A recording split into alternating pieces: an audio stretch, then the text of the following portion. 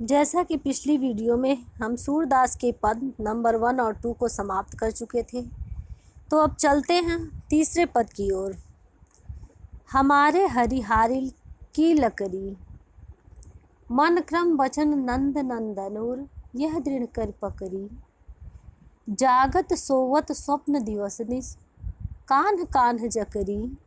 सुनत जोग लागत हैं ऐसो, ज्यों करुई ककरी। सूतो व्याधि हमको लय आए, देखी सुनी न करी। यह तो सूरति नहीं लय सौंपो, जिनके मन चकरी। इस पद में गोपियाँ कृष्ण में अपने एकनिष्ठ अर्थात एक तरफा प्रेम को जताती हुई उद्धव से कहती हैं कि हमारे हरिहारिल की लकड़ी, हमारे लिए कृष्ण तो हारिल पक्षी की लकड़ी के समान है। अर्थात जैसे हारिल पक्षी तिनके को अपने पैरों में दबाए रखता है, ठीक उसी प्रकार से हम गोपियाँ भी मन, कर्म और वचन अर्थात वाणी से नंद के नंदन अर्थात नंद के लाला श्री कृष्ण को दृढ़ता पूर्वक अपने हृदय में स्थापित कर लिए हैं। इस प्रकार से गोपियाँ कहती हैं कि हमारे लिए श्री कृष्ण तो हारिल पक्षी की लकड़ी के समान हैं। जिस प्रकार से हारिल पक्षी एक तिनके को अपने पैरों में दबाए रखता है, ठीक उसी प्रकार से हम गोपियाँ भी नंद के लाला अर्थात श्री कृष्ण को मन, क्रम और वचन से दृढ़तापूर्वक अपने मन में स्थापित किए हुए हैं। जागत सोवत स्वप्न दिवस निस, कान्ह कान्ह जकरी। हम तो जागते सोते स्वप्न में दिवस निसी, दिवस मतलब होता है दिन, निस मतलब रात। जागत सोवत स्वप्न दिवस निसी, कान्ह कान्ह जकरी। हम तो जागते सोते स्वप्न में दिन रात में केवल कान्हा कान्हा ही रटती रहती हैं। सुनत जोग लागत है ऐसो, ज्यों करुई ककरी। हे उद्धव, तुम्हारा यह सुनत जोग लागत, तुम्हारा यह योग रूपी संदेशा सुनकर ऐसे लगता है जैसे कड़वी काकड़ हो। सुनत जोग लागत है ऐसे ज्यों करुई ककरी। तुम्हारा यह योग संदेशा सुनकर हमें कड़वी ककड़ी के समान लगता है। सूतो व्याधि हमको लय आए, सूतो व्याधि हमको लय आए। व्याधि मतलब होता है रोग। तुम तो हमारे लिए ऐसी व्याधि अर्थात ऐसा रोग लेकर आए हो, देखी सुनी न करी, जिसे हमने न देखा है, न सुना है और न ही किया है। यह तो सूरति नहीं लय सौंपो, जिनके मन चकरी। सूरदास कहते हैं कि यह तो तुम उन्हें ले जाकर दे दो जिनका मन चकरी के समान है, अर्थात जिनके मन में दुविधा है। हमारे मन में तो केवल कृष्ण है, उनके अतिरिक्त दूसरों कोई नहीं है। तो अब पद नंबर 4 प्रारंभ होता है। हरिह राजनीति पढ़ी आए, समुझी बात कहत मधुकर के, समाचार सब पाए। इक यति चतुर हुते पहले ही, अब गुरु ग्रंथ पढ़ाए। बढ़ी बुद्धि जानी जो उनकी, जोग संदेश पठाए। उद्धव भले लोग आगे के, परहित डोलत धाए। अब अपने मन फेर पाई हैं, चलत जुहूते चुराए। ते क्यों अनीति करें आपुन, जे और अनीति छुड़ाए। राज धर्म तो यह है सूर, जो प्रजा न जाहि सताए। तो इस पद में गोपियाँ कृष्ण पर व्यंग्य करते हुए उद्धव से कहती हैं कि हरि है राजनीति पढ़ियाए। हे उद्धव, कृष्ण ने राजनीति पढ़ ली है। हरि है राजनीति पढ़ियाए अर्थात हमारे हरि जो हैं कृष्ण, उन्होंने राजनीति पढ़ ली है। इसीलिए वे प्रेम संबंधी बातों में भी कपट और छल से काम ले रहे हैं। समझी बात कहत मधुकर के, मधुकर मतलब होता है मौरा। समझी बात कहत मधुकर के, समाचार सब पाए। और ये भ्रमर रूपी उद्धव जो है ज्ञान योग से संबंधित बातें बताया है। क्या ये हमारी समझ के परे हैं? इन बातों से कृष्ण का कोई समाचार हमको मिल पाया है? समझी बात कहत मधुकर के, समाचार सब पाए। ये भ्रमर रूपी उद्धव ने जो ज्ञान योग से संबंधित बातें हमें बताई हैं, क्या ये हमारी समझ में आई हैं? इन बातों से कृष्ण का कोई समाचार हमको मिल पाया है? अर्थात नहीं। एक अति चतुर होता पहले ही अब गुरु ग्रंथ पढ़ाए। कृष्ण तो पहले से ही बहुत चालाक थे, अब गुरु ग्रंथ पढ़ाए, जिन्होंने हम सबको अपने प्रेम रूपी जाल में फंसा लिया। कृष्ण तो पहले से ही बहुत चालाक थे, जिन्होंने हम सबको अपने प्रेम रूपी जाल में फंसा लिया और अब अपने मथुरा चले गए।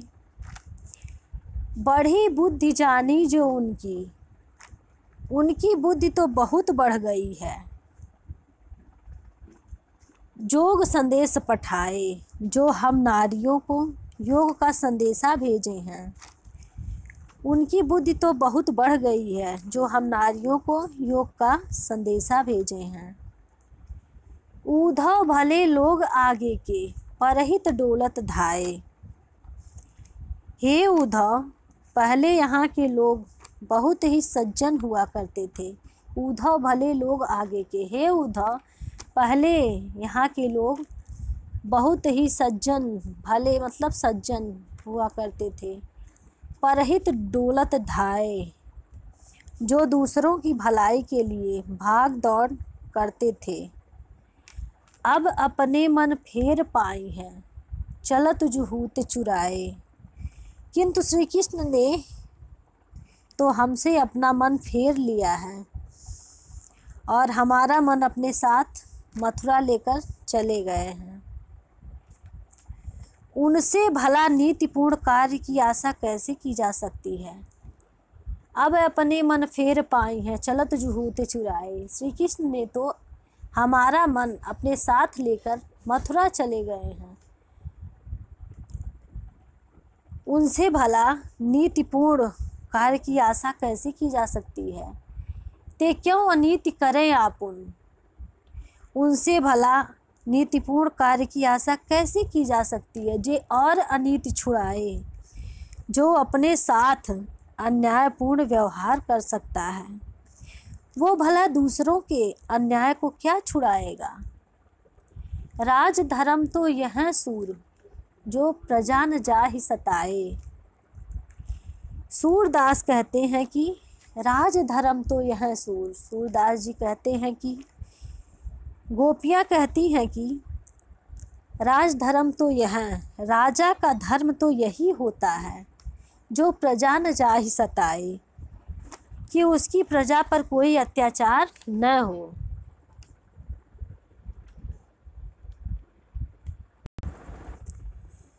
तो अब हम थर्ड और फोर्थ पद की पुनः पुनरावृत्ति करते हैं, ध्यान से सुनिएगा।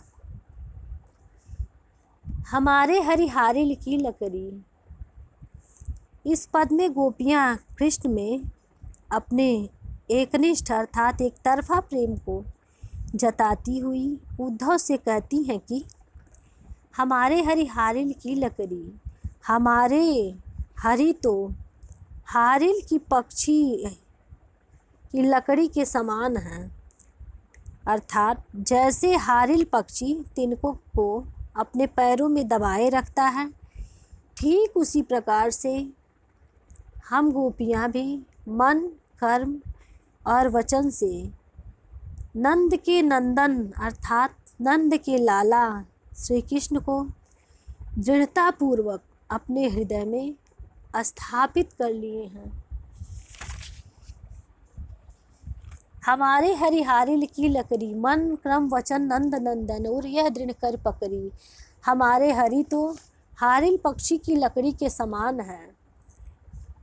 जिस प्रकार से हारिल पक्षी एक तिनके को अपने पैरों में दबाए रखता है और उसे नहीं छोड़ता है, ठीक उसी प्रकार से हम गोपियाँ भी मन क्रम वचन नंद नंदन और मन कर्म और वचन से नंद नंदन और नंद के लाला अर्थात श्री कृष्ण को उर मतलब हृदय में यह दृढ़ कर पकड़ी अपने हृदय में दृढ़तापूर्वक स्थापित किए हुए हैं। जागत सोवत स्वप्न दिवस निशि। हम तो जागने में, सोने में, स्वप्न में, दिवस दिन में, निशि रात में कान्ह कान्ह जकरी केवल कान्हा कान्हा ही रटती रहती हैं। सुनत जोग लागत है ऐसो ज्यों करुई ककरी। और तुम्हारा यह योग का संदेशा सुनकर हमें कड़वी ककड़ी के समान लगता है। सूतो व्याधि हमको लय आए देखी सुनी न करी।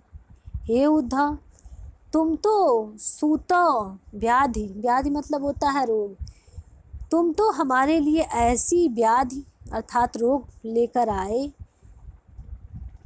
देखी सुनी न करी, जिसे हमने न कभी देखा है, न सुना है और न ही किया है। यह तो सूर तिन ही लय सौंपो जिनके मन चकरी। सूरदास जी कहते हैं कि यह तो तुम उन्हें ले जाकर दे दो जिनका मन चकरी है अर्थात जिनके मन में दुविधा है। हमारे मन में तो केवल कृष्ण है, उनके अतिरिक्त दूसरा कोई नहीं है।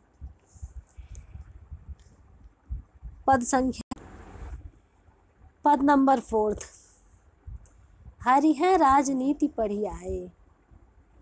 इस पद में गोपियाँ कृष्ण पर व्यंग्य करते हुए उद्धव से कहती हैं कि हरि ने राजनीति पढ़ ली है, इसीलिए वे प्रेम संबंधी बातों में भी कपट और छल से काम ले रहे हैं। समुझी बात कहत मधुकर के समाचार सब पाए। ये भ्रमर रूपी उद्धव ने जो ज्ञान योग से संबंधित बातें बताई हैं, क्या ये हमारी समझ में आई हैं? इन बातों से कृष्ण का कोई समाचार हमको मिल पाया है? एक अति चतुर होता पहले ही। कृष्ण तो पहले से ही बहुत चतुर अर्थात चालाक थे, जिन्होंने हम सबको अपने प्रेम रूपी जाल में फंसा लिया और अपने मथुरा चले गए। अब गुरु ग्रंथ पढ़ाए और अब हमारे पास योग का संदेशा भेज रहे हैं। बड़ी बुद्धि जानी जो उनकी, योग संदेश पठाए। उनकी बुद्धि तो बहुत बढ़ गई है, जो हम नारियों को योग का संदेशा भेजे हैं। उद्धव भले लोग आगे के परहित डोलत धाए। हे उद्धव, पहले यहाँ के लोग बहुत ही सज्जन हुआ करते थे। उद्धव भले लोग आगे के, हे उद्धव पहले यहाँ के लोग, भले मतलब सज्जन हुआ करते थे, जो दूसरों की भलाई के लिए भाग दौड़ करते थे, जो परहित डोलत धाए, जो दूसरों की भलाई के लिए भाग दौड़ करते थे। अब अपने मन फेर पाई हैं चलत जुहूत चुराए। किंतु श्री कृष्ण ने तो हमसे अपना मन फेर कर मथुरा चले गए। और हमारा मन अपने साथ लेते गए। ते क्यों अनीति करें आपुन, जे और अनीति छुड़ाए। ते क्यों अनीति करें आपुन, उनसे भला नीतिपूर्ण कार्य की आशा कैसे की जा सकती है। जो अपने साथ अन्यायपूर्ण व्यवहार कर सकता है, वो भला दूसरों के अन्याय को क्या छुड़ाएगा। राज धर्म तो यह सूर, जो प्रजा न जाहि सताए। सूरदास कहते हैं कि गोपियाँ कहती हैं कि राज धर्म तो यह, राजा का धर्म तो यही होता है जो प्रजा न जाहि सताए, कि उसकी प्रजा पर कोई अत्याचार न हो, अर्थात उसकी प्रजा किसी प्रकार से सताई न जाए। इसी के साथ सूरदास का पद नामक यह पाठ समाप्त होता है। तो अब हम अगले वीडियो में भावार्थ के साथ मिलते हैं।